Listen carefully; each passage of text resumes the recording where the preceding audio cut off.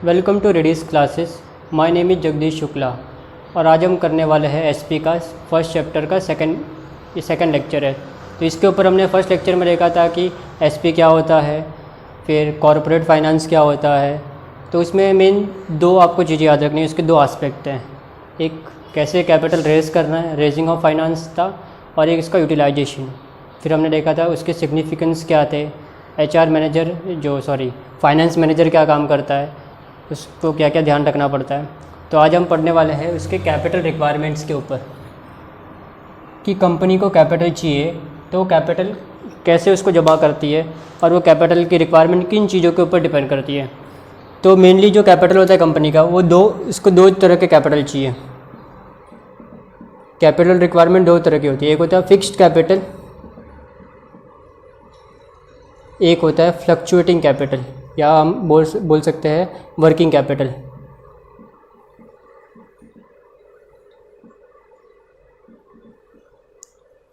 Capital means finance ही बोल सकते हैं कि बिजनेस करने के लिए जो अपने को मनी चाहिए वो आपका हो गया कैपिटल। अभी कैपिटल दो टाइप का हो सकता है, फिक्स्ड और वर्किंग। फिक्स्ड कैपिटल नाम से पता चलता है ये क्या है, फिक्स्ड है, और ये किसके लिए चाहिए, वर्क करने के लिए, काम करने के लिए। तो अभी एक एक चीज़ों को एक्सप्लेन करते हैं फिक्स कैपिटल क्या होता है। तो फिक्स कैपिटल वो कैपिटल होता है जो हमें फिक्स एसेट्स खरीदने के लिए चाहिए। अगर आप बैलेंस शीट में देखोगे तो आपकी जितनी भी फिक्स एसेट्स है उनको फाइनेंस करने के लिए जो कैपिटल चाहिए उसको क्या बोलेंगे, fixed capital. Example plant and machinery, land and building, furniture, computers, जितने भी एसेट्स हैं। सपोज जैसे कि ये क्लास की बात कर रहा हूँ मैं, तो ये क्लासेस में भी फिक्स एसेट्स है। यहाँ पे ट्यूबलाइट्स है, पंखे है, फर्नीचर है, बोर्ड है, तो ये सब क्या है, फिक्स्ड एसेट्स है। ये नॉर्मली कब एक्सपेंस होता है फिक्स कैपिटल का, जब कंपनी चालू होती है या जब भी बिजनेस रन करते हैं, स्टार्ट करते हैं, तब ये बहुत सारा इन्वेस्टमेंट इसमें करना पड़ता है। और या फिर हम एक्सपांशन के लिए जाते हैं तब इसकी ज़रूरत पड़ती है। जैसे कि एक क्लास है तो मैंने दूसरी क्लास खोल दी, तो मुझे वहाँ पे इन्वेस्टमेंट बढ़ाना पड़ेगा, मतलब फिक्स कैपिटल बढ़ाना पड़ेगा। और ये पैसा ना लॉन्ग टाइम के लिए चाहिए कि जब तक बिजनेस रहेगा ना तब तक ये आपको चाहिए। सपोज़ एक कंपनी है जो कार बना रही है, तो उसके बाद बहुत बड़ी बड़ी मशीनें होगी, तब उसने वो मशीनें कब ली होगी, मतलब वो फिक्स कैपिटल कब लिया होगा, जब बिजनेस स्टार्ट हुआ था। तो स्टार्ट हुआ था तब उसने इन्वेस्ट किया। अब इसको एक और फैक्ट्री खोलनी है तो और एक्स्ट्रा उसको इन्वेस्ट करना पड़ेगा, मतलब जगह लेनी होगी, मशीन लेनी होगी, तो बहुत सारे एक्सपेंसेस फिक्स कैपिटल के थ्रू उसको करने पड़ेंगे। तो फिक्स कैपिटल अब इसको लंबे टाइम के लिए चाहिए। तो ये क्या चाहिए आपको, लॉन्ग टर्म के लिए चाहिए। मे बी वो 10 साल, 15 साल, 20 साल हो सकता है, डिपेंड करता है। तो फिक्स कैपिटल हम फाइनेंस कहाँ से कर सकते हैं, तो मेनली दो रास्ते होते हैं कि आप खुद के पैसे लगा दो, ओन फंड, या लोन ले लो, जिसको बोल सकते हैं डेट या बोरोड फंड।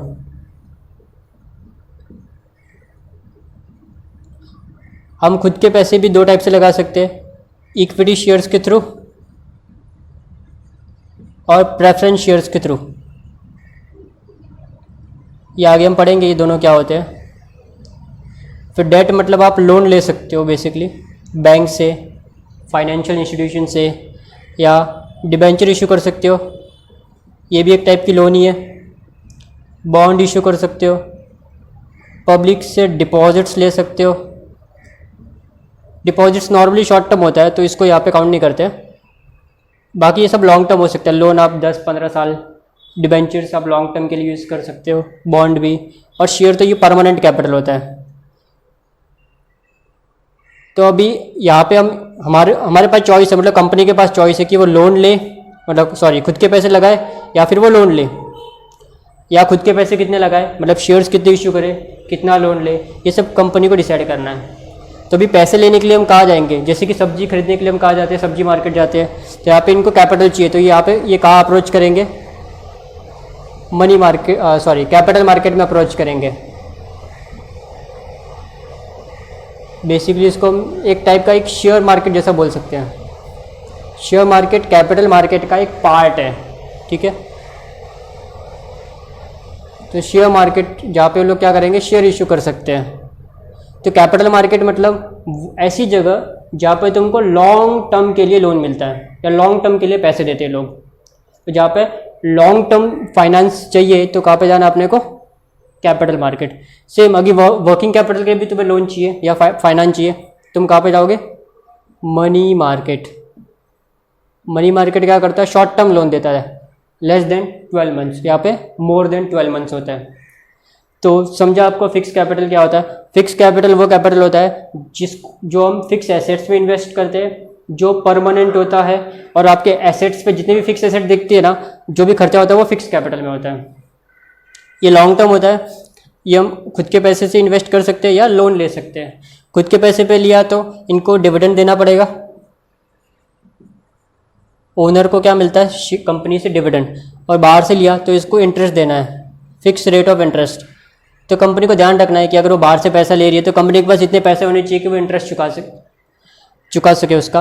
और अगर खुद के पैसे है तो प्रॉफिट होगा तो उसमें से वो डिविडेंड देगी, अगर प्रॉफिट नहीं है तो डिविडेंड नहीं मिलेगा उनको। तो बाहर से ले रही है तो कैपिटल मार्केट से वो रेस कर सकती है, जिसमें एक पार्ट है उसका शेयर मार्केट। तो ये था फिक्स कैपिटल का मीनिंग। तो चलिए अभी देखते हैं। तो अभी हमने देखा फिक्स कैपिटल का मीनिंग क्या है। अभी देखते हैं फिक्स कैपिटल की रिक्वायरमेंट किन चीज़ों पर डिपेंड करती है। तो पहला है नेचर ऑफ बिजनेस, मतलब मेरा बिजनेस किस तरह का है। अभी मेनली 3 तरह के बिजनेस हम यहाँ पे कंपेयर करेंगे, एक मैन्युफैक्चरिंग बिजनेस, एक अपना जो ट्रेडिंग कर रहा है, और एक सर्विस सेक्टर है। तो सबसे ज़्यादा मशीन किसको लगती है? फिक्स कैपिटल का मतलब क्या? नॉर्मली जब फिक्स एसेट में लगता है तो सबसे ज़्यादा फिक्स एसेट किसको लगेगा? जो मैन्युफैक्चरिंग कर रहा है, बरोबर। तो जो मैन्युफैक्चरिंग कर रहा है तो उसको ज़्यादा इन्वेस्टमेंट करना पड़ेगा, तो फिक्स कैपिटल उसको ज़्यादा चाहिए। ट्रेडिंग कर रहा है तो जो ट्रेडिंग कर रहा है, ट्रेडिंग बिजनेस कर रहा है, वो तो क्या कर रहा है? गुड्स खरीद रहा है, बेच रहा है। ट्रेडिंग मतलब रिटेल शॉप्स देख लो आप, जो सामान परचेज करके सेल कर रहे हैं, रीसेल कर रहे हैं, तो उनको थोड़ा कम चाहिए। और कम किसकी बात करें? सर्विस सेक्टर, उनको तो और इससे भी कम चाहिए। तो नेचर ऑफ बिजनेस के ऊपर डिपेंड करता है कि आप कौन सा बिजनेस कर रहे हो। तो अगर आपका मैन्युफैक्चरिंग बिजनेस है तो फिक्स कैपिटल ज़्यादा चाहिए, और ट्रेडिंग बिजनेस है तो कम चाहिए, और अगर सर्विस सेक्टर में हो तो और इससे कम चाहिए। मतलब फिक्स कैपिटल तो नो डाउट चाहिए ही चाहिए। भले ही आप हॉकर भी है तो वो भी अपनी लॉरी लेता है, तो लॉरी खरीदने में इन्वेस्टमेंट होगा तो वो उसका फिक्स कैपिटल ही है। और गुड्स खरीदता है तो उसमें भी वो पैसे ब्लॉक करता है, वो वर्किंग कैपिटल में चला जाता है। तो हम यहाँ पे क्या पढ़ रहे हैं कि फैक्टर्स किन चीज़ों पे डिपेंड करता है। तो फिक्स कैपिटल रिक्वायरमेंट किसके ऊपर डिपेंड करती है? Nature of business. वो किसके ऊपर डिपेंड करता है कि तुम काम क्या कर रहे हो, गुड्स बना के बेच रहे हो, बाइंग सेलिंग कर रहे हो, ट्रेडिंग कर रहे हो, या फिर सर्विस दे रहे हो। फिर नेक्स्ट है तुम्हारा साइज ऑफ बिजनेस, तुम्हारा बिजनेस कितना बड़ा है। बिजनेस ज़्यादा बड़ा होगा तो फिक्स कैपिटल की रिक्वायरमेंट क्या होगी? ज़्यादा, मतलब स्केल ऑफ ऑपरेशन भी बोल सकते हैं। तो बिजनेस अगर लार्ज स्केल पे काम कर रहा है, लार्ज स्केल ऑपरेशन मतलब तुम ज़्यादा गुड्स बना के ज़्यादा बेच रहे हो, बहुत बड़ा बिजनेस है, तो ऑफकोर्स फिक्स कैपिटल ज़्यादा चाहिए। छोटा सा बिजनेस है तो फिक्स कैपिटल की रिक्वायरमेंट कम होगी। तो साइज ऑफ बिजनेस के ऊपर डिपेंड करता है। फिर स्कोप ऑफ बिजनेस, मतलब तुम बिजनेस किस स्कोप से कर रहे हो, मतलब प्रोडक्शन और डिस्ट्रीब्यूशन बहुत लार्ज है कि स्मॉल है। अगर तुम ज़्यादा गुड्स बनाओगे, ज़्यादा बेचोगे तो तुम्हारा स्कोप ज़्यादा होगा, तो प्रोडक्शन और डिस्ट्रीब्यूशन लार्ज स्केल पे होगा तो कैपिटल का रिक्वायरमेंट, फिक्स कैपिटल का रिक्वायरमेंट ज़्यादा होगा। और अगर तुम्हारा प्रोडक्शन डिस्ट्रीब्यूशन स्मॉल स्केल पे है तो फिक्स कैपिटल का रिक्वायरमेंट भी कम होगा। फिर नेक्स्ट है एक्सटेंट ऑफ लीज और रेंट। रेंट आपको पता होगा, भाड़े पे लेना। लीज भी एक टाइप का रेंट ही होता है, बट लीज थोड़ा लॉन्ग ड्यूरेशन का होता है। रेंट नॉर्मली 11 महीने का होता है अगर हम हाउस रेंट की बात करें तो, बट जो लीज होता है वो मैक्सिमम 10 साल, 15 साल, 20 साल, 25 साल का भी होता है। तो बिजनेस क्या करता है? एसेट्स लीज पे लेता है। वो लोग अभी सपोज एक बैंक खुल रही है कहीं पे एक बैंक खुल रही है, तो उनको एक जगह चाहिए ब्रांच खोलने के लिए। तो अभी जगह में वो लोग अगर इन्वेस्ट करेंगे सपोज, तो उनको 1 करोड़ रुपीज़ इन्वेस्ट करना पड़ेगा। भी इतना सारा पैसा उनका ब्लॉक हो जाएगा। 1 करोड़ तो मैं कम बोल रहा हूँ, आजकल तो 1 करोड़ रुपए के घर भी नहीं मिलते। तो उनका इतना सारा पैसा ब्लॉक, 10 करोड़ ले लो चलो एग्जांपल के लिए, तो उनको इतना सारा पैसा अपना ब्लॉक करना पड़ेगा, 10 करोड़। इससे अच्छा वो क्या करेंगे, उस कंपनी मतलब जिसकी भी जगह है उसके साथ डील कर लेंगे कि एक काम करो, ये जगह तो उनको भाड़े पे दे दें। तो बोला ठीक है, एक काम करो, महीने का 5 लाख रुपए दे देना। तो अभी बैंक को खर्चा कितना करना हर महीने? 5 लाख। अभी 10 करोड़ रुपए उसको इन्वेस्ट करने की जरूरत है वहाँ पे? ऑफकोर्स नहीं है। तो अगर वो एसेट लीज पे ले रही है तो फिक्स कैपिटल का रिक्वायरमेंट क्या हो जाएगा, कम हो जाएगा।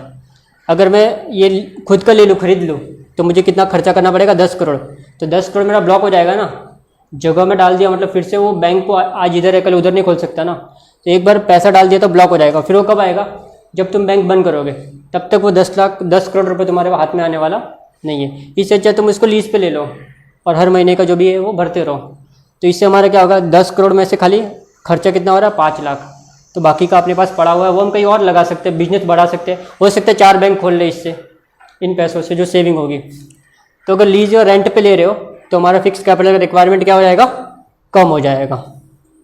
नेक्स्ट देखते हैं, अरेंजमेंट ऑफ सब कॉन्ट्रैक्ट। कॉन्ट्रैक्ट पे एक वर्ड होता है कॉन्ट्रैक्ट। कॉन्ट्रैक्ट मतलब हमको किसी ने कोई काम दिया, हमने सपोज किसी कंपनी से एक ऑर्डर लिया कुछ काम करने का, हमने वो काम किसी और को पास कर दिया तो उसको बोलते हैं सब कॉन्ट्रैक्ट। मतलब एक कॉन्ट्रैक्टर ने दूसरे को कॉन्ट्रैक्ट दिया। अभी सपोज मेरे पास एक प्लांट है छोटा सा, वहाँ पे 1 लाख यूनिट्स बना सकता हूँ। सपोज कोई सामान 1 लाख बना सकता हूँ मैं। सपोज हम लोग बात कर रहे हैं, कार की बात कर लेते हैं। सपोज मेरी एक कार मैन्युफैक्चरिंग कंपनी है और साल की मैं कितनी कार बनाता हूँ, 1 लाख कार। अभी मुझे एक कंपनी से ऑर्डर आया सपोज कि उसको ना 10 लाख कार चाहिए नेक्स्ट ईयर। तो क्या मैं उसको 10 लाख कार बना के दे सकता हूँ? मेरी कैपेसिटी कितनी है मैक्सिमम 1 लाख की। तो 1 लाख से ज़्यादा मैं 24 घंटे भी सिर्फ चला लूँ तो इतना सारा प्रोडक्शन तो कर ही नहीं सकता। तो मैं क्या करूँगा, दूसरी कंपनी के साथ टाइप कर लूँगा कि भाई एक काम कर, 5 लाख तू बना दे, तो बड़ी कंपनी है, 2 लाख तू बना दे, बाकी का 3 लाख तू बना दे। या हो सकता है 2 लाख 1 लाख वो खुद बना लेगी, तो 9 लाख और एक इसका 10 लाख हो गया। तो उसने ये क्या किया, सब कॉन्ट्रैक्ट किया। इसको 10 लाख का कॉन्ट्रैक्ट मिला था कार का, तो उसने क्या किया, 5 लाख का कंपनी ए को दे दिया, फिर ये कंपनी बी को दे दिया, कंपनी सी को दे दिया। नहीं तो फिर क्या कर सकती है, ये और बड़ी कंपनी खोल सकती है एक, जहाँ पे 10 लाख की कार बन सके, 9 लाख की और एक्स्ट्रा कार बन सके। तो इसको कितना सारा इन्वेस्ट करना पड़ेगा, नई कंपनी खोलनी पड़ेगी, वहाँ पे इतना सारा इन्वेस्टमेंट करना पड़ेगा। इससे अच्छा वो क्या कर सकती है, दूसरे को काम दे देगी, भाई तू काम कर, तो एक 5 लाख कार बना के दे देगा, इसको पेमेंट कर देगा, फिर ये कार इसको बेच देगा। तो इसका कंपनी खोलने का जो खर्चा है इस कंपनी का वो बच जाएगा, क्योंकि अगर ये कंपनी खोलेगा तो उसका बहुत सारा करोड़ों रुपए का इन्वेस्टमेंट करना पड़ेगा। इससे अच्छा इसको काम दिया, इसने काम किया, इसको कमीशन दे दिया। तो अगर हम किसी और से काम करवा रहे हैं, सब कॉन्ट्रैक्टिंग कर रहे हैं, तो हमें वर्किंग कैपिटल फिक्स कैपिटल क्या चाहिए, कम चाहिए। ठीक है, चलो आगे बढ़ते हैं। Acquisition of old assets. Acquisition का मतलब क्या होता है, खरीदना, परचेस। अभी सपोज मैंने एक कंपनी खोल दी, तो अभी मुझे एसेट चाहिए, तो मेरे पास बहुत सारे ऑप्शंस हैं। या तो फर्स्ट हैंड ले लो, मतलब नया खरीदो, या तो सेकंड हैंड ले लो ना, सेकंड हैंड सस्ता मिलेगा। तो सेकंड हैंड मतलब acquisition of old assets. Old मतलब क्या होता है, सेकंड हैंड। एक काम करो, सेकंड हैंड सामान ले लो,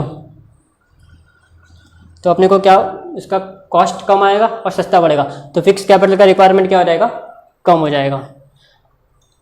नेक्स्ट है acquisition of assets on concessional rate. Concessional rate मतलब डिस्काउंट पे। अभी गवर्नमेंट बहुत सारी मैन्युफैक्चरिंग कंपनियों को डिस्काउंट देती है। डिस्काउंट मतलब उनको बोलती है कि भाई तुम बैकवर्ड एरिया में जाओ, वहाँ पे प्रोडक्शन करो, तुमको सब्सिडी मिलेगी, तुमको डिस्काउंट मिलेगा। तो उनको कंसेशन मिलता है। 10 लाख का एसेट है तो तुमको 5 लाख ही भरना है, या तुमको 4 लाख ही भरना है, या तुमको टैक्स नहीं भरना है उसके ऊपर। तो अगर कंसेशनल रेट पे मिल रहा है, मतलब डिस्काउंट पे मिल रहा है, तो खर्चा क्या होगा, अपना कम होगा। तो फिक्स कैपिटल, पैसे कम चाहिए ना, क्योंकि खर्चा कम हो रहा है तो लोन लेने की ज़्यादा जरूरत नहीं है। फिर नेक्स्ट है इंटरनेशनल कंडीशंस। तो नेक्स्ट पॉइंट क्या था अपना, इंटरनेशनल कंडीशंस। हर एक कंट्री के कंडीशंस अलग अलग होते हैं, कहीं कहीं पे बूम चलता है, कहीं पे रिसेशन चलता है। तो वो कंडीशंस का फ़ायदा उठा के हम वहाँ पे इन्वेस्टमेंट कर सकते हैं। कहीं कहीं पे मार्केट गिर रहा है तो वहाँ पे इन्वेस्ट कर सकते हैं, क्योंकि अपने को वहाँ पे सस्ते एसेट्स मिल जाएंगे। तो उस कंडीशन में इंटरनेशनल कंडीशंस का फ़ायदा उठा सकती है कंपनी उस सर्कमस्टेंसेस में। तो नेक्स्ट है ट्रेंड इन इकोनॉमी। ट्रेंड मतलब इकोनॉमी में अप्स एंड डाउन्स आते रहते हैं बिजनेस साइकिल्स की वजह से। तो अप कब आएंगे, जब बूम होगा, और नीचे जाएगी तब क्या होगा, तब यहाँ पे क्या होगा, आपका बूम होगा। बूम मतलब तेजी है, और यहाँ पे क्या रिसेशन मतलब मंदी है। तो इस पीरियड में कंपनी ज़्यादा कमा सकती है क्योंकि तेज़ी है मार्केट में, ज़्यादा सेल होगा कंपनी का तो ज़्यादा उसको प्रॉफिट भी मिलेगा। ये टाइम पे क्या होगा, उसका मार्केट बहुत ही ठंडा चलेगा, सेल नहीं होगा, कंपनी को पैसे नहीं आएंगे। या फिर कोई बिजनेस ऐसा है जिसमें आगे फ्यूचर में ग्रोथ हो सकता है। सपोज अभी कोई इलेक्ट्रॉनिक्स का कोई बिजनेस स्टार्ट कर दिया किसी ने और उसको लगता है कि ये बिजनेस बहुत आगे जाके ग्रो करेगा, तब वो उसमें क्या करेगा, ज़्यादा इन्वेस्टमेंट करेगा क्योंकि उसमें आगे क्या आएगा, भले ही आज कम है लेकिन इन फ्यूचर वो और तेज होगा और तेज होगा और आगे जाता रहेगा। तब वहाँ पे हम ज़्यादा इन्वेस्ट करना प्रेफर करेंगे जो बिज़नेस क्या वायबल है, जो फ्यूचर में अच्छा प्रॉफिट देंगे। तो ट्रेंड्स इन इकोनॉमी कि इकोनॉमी में रिसेशन आने वाला है कि बूम आने वाला है, तो हमें कौन से बिजनेस में इन्वेस्ट करना चाहिए जिसमें बूम आने वाला है। तो इकोनॉमी अगर ऊपर जा रही है तो उसमें हम ज़्यादा इन्वेस्ट करेंगे, और अगर रिसेशन आने वाला है मंदी तो उसमें हम इन्वेस्टमेंट नहीं करेंगे। तो नेक्स्ट क्या, पॉपुलेशन ट्रेंड। ट्रेंड मतलब अप्स एंड डाउन्स। अगर पॉपुलेशन बढ़ेगा तो ऑफकोर्स उनकी डिमांड बढ़ेगी, उनकी डिमांड बढ़ेगी तो प्रोडक्शन ज़्यादा करना पड़ेगा, उसके लिए ज़्यादा मशीन भी चाहिए रहेगा, तो इन्वेस्टमेंट क्या होगा, बढ़ेगा। तो पॉपुलेशन ट्रेंड मतलब पॉपुलेशन का बढ़ना। अगर पॉपुलेशन इंक्रीजिंग है तो प्रोडक्शन ज़्यादा करेंगे तो इंडस्ट्री ज़्यादा डेवलप होगी, तो उसके हिसाब से गुड्स का जो डिमांड भी बढ़ता है तो उसकी वजह से प्रोडक्शन ज़्यादा करना पड़ेगा और ज़्यादा पैसे अर्न कर सकते हैं। इसके लिए इन्वेस्टमेंट क्या होगा, ज़्यादा होगा उनका। फिर कंज्यूमर प्रेफरेंस, कस्टमर को क्या पसंद है, जो कंज्यूमर प्रीफर करेंगे उनकी डिमांड ज़्यादा होगी तो उनका प्रोडक्शन ज़्यादा होगा, तो उसमें फिक्स कैपिटल का इन्वेस्टमेंट भी ज़्यादा होगा। फिर नेक्स्ट है कॉम्पिटिटिव फैक्टर्स कि किन चीज़ों की वजह से कंपटीशन हो रहा है। मतलब अभी सबको, जैसे कि यहाँ पे हमने एग्जांपल देख लेते हैं कि प्राइम एलिमेंट क्या होता है, उनका फिक्स कैपिटल की रिक्वायरमेंट होती है, जिसके थ्रू वो कॉम्पिटिटर क्या कर सकते हैं, मार्केट में एक ऑटोनोमस ला सकते हैं, अच्छी गुड्स बना के बेच सकते हैं। जैसे कि बहुत सारे कंपनीज, सबसे बेस्ट है मोबाइल फ़ोन का एग्जांपल देख सकते हैं कि पहले नोकिया था, फिर सैमसंग आया, अभी देखोगे तो अब MI वो ज़्यादा, ओप्पो और वीवो, उनका कंपटीशन तगड़ा है। तो कॉम्पिटिटिव फैक्टर्स मतलब जितना तुम अच्छी चीज़ें बनाओगे, कम कॉस्ट में दोगे, तो कंपटीशन इससे बढ़ेगा। वो कब बढ़ेगा, जब आप बिजनेस में ऑटोनोमस लाओगे, मतलब ज़्यादा से ज़्यादा फिक्स कैपिटल का यूज़ करके प्रोडक्ट को कम कॉस्ट पे बनाओगे। मॉडर्न और फिक्स कैपिटल का यूज़ करने का फ़ायदा, मतलब मशीन का यूज़ करने का फ़ायदा यही होता है कि हम चीज़ों को और कम कॉस्ट पे बना सकते हैं। तो इसी के साथ ये फिक्स कैपिटल ख़त्म हुआ। अभी नेक्स्ट देखते हैं वर्किंग कैपिटल। तो वर्किंग कैपिटल क्या होता है, वो कैपिटल जो हमें वर्क करने के लिए चाहिए, काम करने के लिए चाहिए। अभी बिजनेस काम करने के लिए बहुत सारे उनको खर्चे होते हैं काम करते हुए, जैसे कि एम्प्लॉयज़ की सैलरी देनी होती है, इलेक्ट्रिसिटी का बिल होता है, रेंट होता है, इंटरेस्ट होता है, प्रिंटिंग का खर्चा है, तो बहुत सारे मिसलेनियस एक्सपेंसेस उनके होते ही है। तो प्रॉफिट और लॉस अकाउंट देखोगे ना, तो उनका डेबिट साइड पे जितना भी आइटम दिखता है सब आपका ये वर्किंग कैपिटल से ही जाता है। भी सैलरी पे करने के लिए तो पैसे चाहिए, इलेक्ट्रिसिटी बिल, रेंट हुआ, टैक्सेस हुआ, प्रिंटिंग का खर्चा हुआ, जो भी खर्चे आपके प्रॉफिट लॉस के, तो वो सारे पे करने के लिए अपने को क्या चाहिए, वर्किंग कैपिटल चाहिए। इसके अलावा बैलेंस शीट में एसेट साइड पे आपने देखा होगा करंट एसेट्स। करंट एसेट में जो भी चीज़ें आती है, जैसे कि स्टॉक आ गया, डेटर आ गया, बिल रिसीवेबल आ गया। अभी किसी को उधारी पे सामान बेचने के लिए भी तो पैसे चाहिए, सामान खरीदना पड़ेगा, उसके लिए पैसे ब्लॉक होंगे। उधारी पे बेचेंगे तो वहाँ पे सामान पैसे ब्लॉक होंगे, ये भी एक तरह का उधारी पे बेचना ही है। तो ये सब चीज़ों में हमारे पैसे क्या हो रहे हैं, ब्लॉक हो रहे हैं। अभी हमने सपोज मैंने एक 10,000 का सामान खरीदा कैश देके, ठीक है, ये मेरे पास कैश पड़े थे, ये कैश मैंने दे दिया और इससे गुड्स परचेज़ किया, स्टॉक 10,000 का स्टॉक परचेज़ किया, फिर मैंने स्टॉक को क्या कर दिया, सेल कर दिया। सपोज़ मैं ट्रेडिंग का काम है, कितने में बेचा, 12,000 में बेचा, मतलब ये हमारा डेटर बन गया। सपोज़ उधारी पे बेचा, डेटर हो गया, फिर उसने मुझे ना 3 महीने के बाद पैसे दिए, तब यहाँ पे ये मेरा कैश पड़ा था, ये किस में कन्वर्ट हो गया, स्टॉक में, स्टॉक फिर डेटर में कन्वर्ट हो गया, डेटर फिर 3 महीने के बाद कैश, कितना बन गया 12,000। तो ये क्या हो रहा है, वर्किंग कैपिटल ये 10,000 था, मेरे पास कैश पड़ा था, उससे मैंने सामान खरीदा, बेचा, फिर 3 महीने के बाद पैसे आया। तो ये जो साइकिल है पूरा कंप्लीट होने में लगभग 3-4 महीने 5 महीने भी लग सकते हैं। तो ये 5 महीने के बाद फिर से मेरे पास पैसा आएगा, थोड़ा ज़्यादा आएगा कोर्स। तो यहाँ पे जो डेटर है इसमें मेरा पैसे तो ब्लॉक हुए ना, कितने ब्लॉक हुए थे, 10,000 ब्लॉक हुए थे। फिर बाद में रिलीज़ कितने हुए, 12,000 रिलीज़ हुए, 2,000 ज़्यादा। बट इस पीरियड के लिए अगर मेरे पास बहुत सारे डेटर है, सपोज मेरे पास 10 डेटर है, तो 1 लाख रुपये ब्लॉक हो जाएगा मेरा। और 1 लाख कब मिलेगा मुझे, 3 से 4 महीने के बाद। तब तक मैं दूसरे कस्टमर से कैसे डील करूँगा, तब मुझे कुछ पैसे चाहिए वर्क करने के लिए, जिसको बोलते हैं वर्किंग कैपिटल। इस कैपिटल को सर्कुलेटिंग कैपिटल भी बोलते हैं। एक एग्जांपल जैसे कि ये देख सकते हो, कैश था, कैश किस में कन्वर्ट हुआ, स्टॉक में, फिर डेटर में, फिर से कैश में। ये तो ट्रेडिंग कंपनी है। मैन्युफैक्चरिंग क्या करेगी, वो सामान खरीदेगी कैश दे के, रॉ मटेरियल खरीदेगी, रॉ मटेरियल को बनाएगी, फिर वो बनेगा, फिनिश गुड्स होगा, फिर वो बेचेगी डेटर्स को, फिर वहाँ से पैसे आएंगे। तो ये तो और भी लंबा साइकिल होता है इनका। तो इनके साइकिल में हो सकता है 5-6 महीने भी गुजर जाए, 5 to 6 मंथ्स भी हो जाए। तो उस पीरियड के लिए अपने को पैसे चाहिए, तो वो पैसे कहाँ से आएंगे, वर्किंग कैपिटल। मतलब वर्किंग कैपिटल बेसिकली 2 चीज़ों को चाहिए, एक यहाँ पे जो आपके खर्चे हैं उनको पे करने के लिए, प्लस आपके जो करंट एसेट में, इनमें भी तो पैसा ब्लॉक हुआ आपका। आपने सामान खरीदा तो पैसा ब्लॉक ही हुआ ना आपने।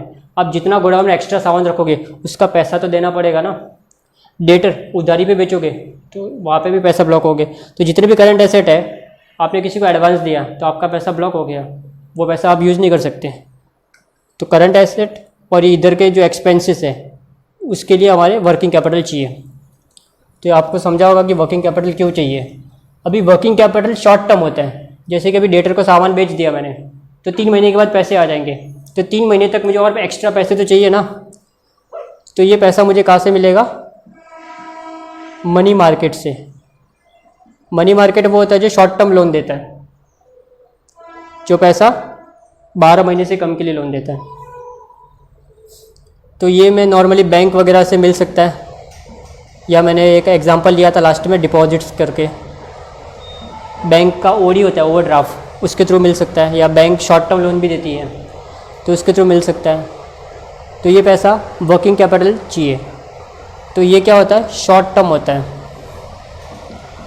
हो सकता है 2 महीने 3 महीने 4 महीने। तो आई होप आपको समझा होगा।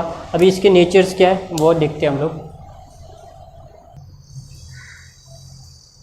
तो वर्किंग कैपिटल आपको समझा होगा क्या होता है। तो बेसिकली इसको ग्रॉस एसेट्स भी बोलते हैं, ग्रॉस करंट एसेट्स। कुछ लोग इसको ग्रॉस करंट एसेट्स बोलते हैं। ग्रॉस मतलब उसमें से कुछ लेस नहीं हुआ है। कुछ लोग वर्किंग कैपिटल को क्या बोलते हैं, ये नेट करंट एसेट है। ये क्या है, net current assets.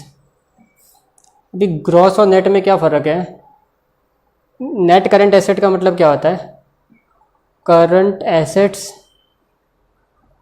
Minus current liabilities. इसको नेट वर्किंग कैपिटल भी बोलते हैं कि करंट एसेट में से करंट लायबिलिटी में लेस किया तो आपको क्या मिला, नेट करंट एसेट्स, या उसको बोलते हैं नेट वर्किंग कैपिटल भी बोलते हैं। WC means working capital. तो ये आपको याद रखना है, इसको बोलते हैं excess of current assets over current liabilities. Suppose ये एग्जांपल के थ्रू समझते हैं। सपोज ये मेरी बैलेंस शीट है, इसमें 2 ही आइटम है। सपोज एक डेटर्स है जिसको मैंने सामान बेचा 1 लाख का, और एक मेरा क्रेडिटर्स है जिससे मैंने सामान खरीदा है सपोज 50,000 का। तो अभी मुझे इससे कितना लेना है, 1 लाख लेना है, और कितना देना है, 50,000 देना है। ठीक है। अभी सपोज इससे 1 लाख रुपये आज मुझे आ गया, तो मैं इसको 25,000 तुरंत दे दूंगा, मेरे पास कितना बचेगा, 50,000। तो 50,000 मतलब ये तुम्हारा करंट एसेट हो गया। और यहाँ पे बहुत सारे आइटम होगी, वैसे ही एक एग्जांपल लिया, माइनस करंट लायबिलिटीज। और नेट कितना है, 50,000। ग्रॉस कितना है, तो 1 लाख, मतलब कुछ लेस नहीं करना है ग्रॉस में। अभी देखो सपोज डेटर क्या बोलता है कि मैं 2 महीने के बाद पैसा दूंगा। कितने महीने के बाद? 2 मंथ्स के बाद। अभी क्रेडिटर्स क्या बोलता है कि मुझे ना 1 महीने के बाद पैसे चाहिए। सपोज आज मैंने सामान बेचा तो 1 महीना हो गया मेरे पास आएगा कि भाई 50,000 रुपये दे। मैं इसके पास तो जा नहीं सकता, इसने क्या बोला 2 महीने के बाद आना भाई, 2 महीने के पहले अपना शक्ल मत दिखाना। तो भी इसको 50,000 में कहाँ से ला के दूँ? तो मे भी मुझे बैंक के पास जाना पड़ेगा भाई, बैंक को बोलना पड़ेगा भाई लोन दो मुझे 50,000 का 1 महीने के लिए। तो मैं उसके पास गया और उससे लोन ले लिया 50,000 का और उसको दे दिया, पे कर दिया। तो भी जैसे ही 2 महीना 1 महीना और कंप्लीट होगा, 1 महीना तो हो गया ऑलरेडी, 1 महीना और कंप्लीट होगा तो ये 2 लाख देगा, उसमें से 1 लाख मैं इसको चुका दूंगा और 25,000 मेरे पास पड़ा रहेगा, उससे मैं और कुछ डील कर सकता हूँ। ठीक है। या फिर क्या हो सकता है, सपोज एक दूसरा कंडीशन देखते हैं कि इसने क्या बोला मैं 1 महीने के बाद पैसा दे दूंगा और ये क्या बोलता है कि तू आराम से पैसे दे, कोई घाई नहीं है, 2 महीने के बाद दे, तो कोई टेंशन ही नहीं, वर्किंग कैपिटल की ज़रूरत ही नहीं है ना। 1 महीना होगा मेरे पास 1 लाख रुपए आ जाएगा, वो पैसा मेरे पास ही पड़ा होगा, उसमें से 50 निकाल के इसको दे दूंगा। तो जब आपका करंट एसेट्स का जो ये लैग पीरियड होता है या जो लॉक इन पीरियड होता है ये कम होगा ना, उतना बेटर है। तो उतना आपको वर्किंग कैपिटल बाहर से लेने की जरूरत नहीं पड़ेगी। तो करंट एसेट जितने कम होंगे तो उतना मतलब जितना कम ड्यूरेशन होगा उतना वो पैसा जल्दी रियलाइज़ होगा और उतना हम करंट लायबिलिटी चुका सकते हैं। आई होप आपको ये समझा होगा। अभी इसके जो नेचर्स है वो नेक्स्ट क्लास में देखेंगे हम।